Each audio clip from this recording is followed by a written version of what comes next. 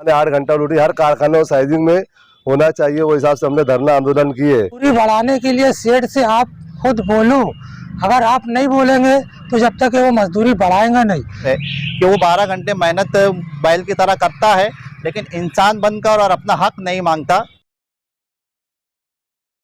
हम लोग यहाँ पे आज धरना आंदोलन किए, जो वक्त की कमी के हिसाब से हम लोग को थोड़ा सख्ती से मना किया गया कि भाई आप मुख्तसर धरना दे के कलेक्टर साहब से बात करें। कलेक्टर पास से साहब से अभी हम लोग नीचे आए, हमने मांग नहीं करे कुछ, और पावरलूम मजदूरों की मजदूरी बढ़े ये ताल्लुक से हमने धरना करे थे। तो अल्हम्दुलिल्लाह जो भी है, हमारे कुछ साथी आए, हम लोगों ने धरना दिए है और हमने कलेक्टर साहब से मांग नहीं करे कि भाई पावरलूम मजदूरों को कारखाने के अंदर रजिस्टर होना चाहिए, और जो गवर्नमेंट के सहूलत है फैक्ट्री एक्ट के हिसाब से हमको कारखानों में मिलना चाहिए।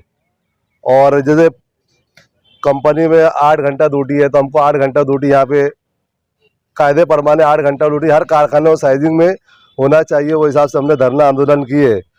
और बोनस भत्ता जो कायदे परमाने 8.33% के हिसाब से बोनस मिलती है, वो हमको 8.33% के हिसाब से बोनस सालाना बोनस मिलना चाहिए। अब मजदूरी जो पैमाने वेतन के हिसाब से मजदूरी बैठती है 18,000 19,000 8 घंटा ड्यूटी के हिसाब से हमने वो मांग नहीं करे, हमको भैया पैमाने वेतन के हिसाब से मजदूरी मिले, ये हिसाब से हमने कलेक्टर साहब को निवेदन दिए है।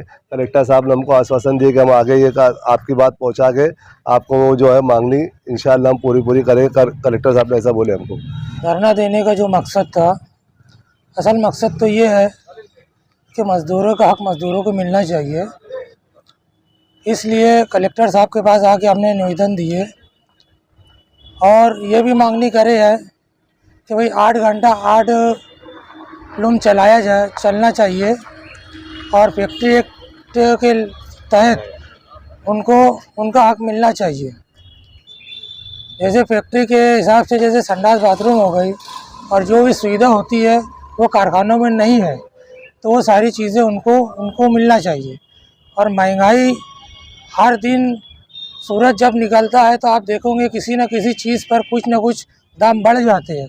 तो 20 साल से महंगाई बढ़ रही है लेकिन मजदूरी नहीं बढ़ रही है। यहाँ का जो है सभी सरमायादार 100 लूम 200 लूम 500 लूम के सब मालक है और भी लूम के कारखाने बनाते जा रहे हैं और मालक बनते जा रहे हैं, लेकिन गरीब होते जा रहे हैं। गरीबों का कोई पुरसाने हाल नहीं है। तो हमारा बोलना यही है, जब महंगाई बढ़ रही है तो मजदूरी भी बढ़ाया जाए। और इंसानियत के नाते तो ये है कि भाई खुद सेठ ये देखे कि भाई मजदूरी बढ़ाना इसके लिए है कि भाई महंगाई बढ़ रही है।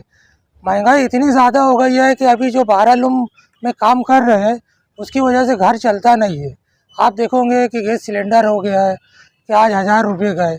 अगर 3000 रुपये में से अगर गैस सिलेंडर का अगर 3000 रुपया निकाल ले, 2000 रुपये में पूरा हफ्ता नहीं चलता है। जो भी यूनियन खड़ी हो रही है उसका साथ देना है और मजदूरी बढ़ाने के लिए सेठ से आप खुद बोलो, अगर आप नहीं बोलेंगे तो जब तक वो मजदूरी बढ़ाएंगे नहीं। मैं सैटो यूनियन का ताल्लुका सेक्रेटरी अजहर खान। आज हमने अस्पाक कामरेड ने जो अस्पाक साइजर की जो यूनियन है मालेगांव ताल्लुका साइजिंग जनरल कामगार यूनियन के आंदोलन को हमने सपोर्ट करे थे और उनका मुद्दा अच्छा था और गैर सियासी तौर पर ये चलते, इसलिए हमने उनको सपोर्ट किया उनके आंदोलन को। उनका मुद्दा ये था कि मालेगांव शहर के मज़दूरों की मजदूरी बढ़ना चाहिए और इसके लिए हमने वहाँ कलेक्टर साहब से बात भी की कि मालेगांव शहर के कारखानों में साइजिंगों में आस्तिक सुविधा जो बुनियादी सहूलतें वो भी नहीं होती, जैसे संडास बाथरूम की है, हाथ पाँव धोने के लिए, साफ हवा के लिए। तो इसके लिए कमिश्नर जिम्मेदार है कि वो शहर का प्रतिनिधि होने के बावजूद उस पर ध्यान नहीं देते, प्लस मजदूरी नहीं बढ़ती। उसमें जहाँ डिपार्टमेंट गुनहगार है उससे डबल गुनहगार मालेगांव शहर का मजदूर है कि वो 12 घंटे मेहनत बैल की तरह करता है, लेकिन इंसान बनकर और अपना हक नहीं मांगता। जब तक हम नहीं मांगेंगे हमें कोई अपना हक देने वाला नहीं है। मैं मालेगांव शहर के मजदूरों से ये कहना चाहता हूँ कि अपने हक मांगने का जज्बा पैदा करो। हम अपना अस्पाक यूनियन है, अस्पाक साइजर की यूनियन है, हमारी सैटो यूनियन है, ये गैर सियासी यूनियन है। हमारे पीछे किसी सियासी झंडा नहीं है, किसी सियासी शख्सियत का हाथ नहीं है। हम आपके पास कभी वोट मांगने नहीं आएंगे। आप लोग जानते हैं कि मालेगांव शहर के जितने सियासतदान हैं आपकी ताकत का इस्तेमाल करके अपने पदाधिकारियों को बताते हैं कि देखो हमारे साथ इतने मजदूर हैं और हमको मेयर का टिकट चाहिए, हमको कारपोरेशन का टिकट चाहिए, हमको कारपोरेशन में फंड चाहिए, असेंबली में फंड चाहिए। हम आपके पास ये आपकी ताकत को बेचने वाले नहीं है। आप अगर हमको ताकत पहुंचाओगे तो हम वो आपके अधिकार के लिए इस्तेमाल करेंगे। जमहूरियत में सरों को गिना जाता है। हमारी मजबूरी ये है कि हम लड़ने के लिए तो पूरी कोशिश करते हैं, लेकिन हमारे पीछे मजदूर नहीं आते। जब तक हमारे पीछे मजदूर नहीं आएंगे, हम डिपार्टमेंट को मजबूर नहीं करेंगे कि वो हमारे हालत पर गौर करे और हमारी मजदूरी बढ़ाए। केमान वेतन, लेबर एक्ट के पगार दे। आज 12 घंटे 12, 16, 18 लूम चलाकर क्या हालत होती मजदूर जानता है। बुराइयां भी इससे बढ़ रही है। नशे के आदि मजदूर के बच्चे हो रहे हैं। वो अपने बच्चों के परिवार पर और उनकी परवरिश पर ध्यान नहीं दे पाता। तो बहुत से इससे नुकसानात हो रहे हैं। मैं ये बोलना चाहूँगा कि मालेगांव शहर के मजदूर अपनी मजदूरी के आगे के बढ़ाने के लिए आगे आए और यूनियन से जुड़कर अपने हक अधिकार को ले। किसी सियासी पार्टी आपका कुछ नहीं करने वाली। उसकी वजह यह है कि मालेगांव शहर के जो सरमायादारों ने अपने कारखाने को इलीगल तौर पर बनाया हुआ है कि पतरे का सेट बना लिए, कहीं से जूना लूम ला के चालू कर दिए। गवर्नमेंट की नज़र में वो कारखाना है ही नहीं पेपर पे।